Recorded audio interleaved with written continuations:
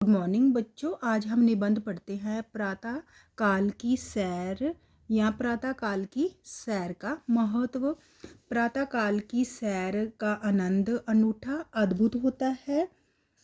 इस समय वातावरण शांत एवं स्वच्छ स्वच्छ का अर्थ साफ होने से तन मन को अद्भुत शांति एवं राहत मिलती है। तन का अर्थ शरीर। प्रातःकाल की सैर से व्यक्ति निरोगी रहता है, उसको कोई रोग नहीं होता। दिन भर कार्य काम करने की ताकत एवं स्फूर्ति मिल जाती है। कार्य काम करने में मन लगता है और थकावट नहीं होती। यदि सैर करने के लिए किसी बगीचे या पार्क में जाया जाए तो आनंद दुगना हो जाता है। बाग में पक्षियों के कलरव सुनाई देते हैं। पक्षियों की कलरव आवाज़ या उनका चहचहाना कलरव सुनाई देते हैं। सांस लेने के लिए सुगंधित एवं ताज़ी वायु मिलती है। प्रकृति की हरियाली एवं सौंदर्य के दर्शन होते हैं। मखमली घास पर चलने का अद्भुत अनोखा आनंद प्राप्त होता है।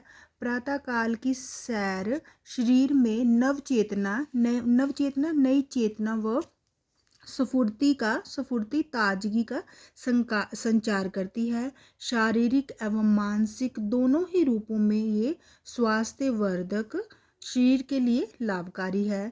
चिकित्सा शास्त्रियों की राय है कि बीमार, वृद्ध, बूढ़ा तथा अन्य दूसरे लाचार व्यक्ति यदि व्यायाम के अन्य रूपों को नहीं अपना पाते हैं तो वह प्रातःकाल की सैर कर अपना काम चला सकते हैं। इस सैर से शरीर के बिगड़े हुए आंतरिक अंदरूनी अवयवों अंगों को सही ढंग से काम करने में बहुत मदद मिलती है। शहरों एवं महानगरों में सुबह सवेरे की सैर के लिए जगह जगह हरे भरे पेड़ पौधों से युक्त पार्क बनाए गए हैं। यहाँ पर पार्क की सुविधा नहीं होती, वहाँ लोग सड़कों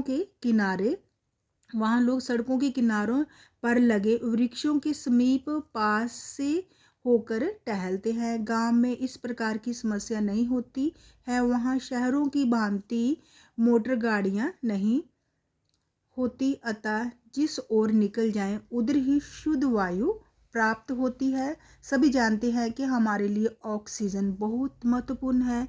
दिन के समय तो मोटर गाड़ियों आदि के धुएं से मिलकर वायु प्रदूषित गंदी हो जाती है। दोपहर व अन्य समय में शुद्ध ऑक्सीजन का मिलना दुष्कर का अर्थ कठिन होता जा रहा है। अतः प्रातःकाल सर्वथा हमेशा उपयुक्त ठीक होता है। प्रातःकाल भ्रमण घूमने से मनुष्य अधिक मात्रा में शुद्ध ऑक्सीजन ग्रहण प्राप्त करता है। इससे शरीर में उत्पन्न पैदा होने वाले अनेक उत्पन्न का अर्थ पैदा होने वाले अनेक विकार रोग स्वतः अपने आप ही दूर हो जाते हैं। साथ ही साथ शरीर की मांसपेशियां भी कार्यरत हो जाती हैं तथा रक्त खून का संचार सामान्य हो जाता है।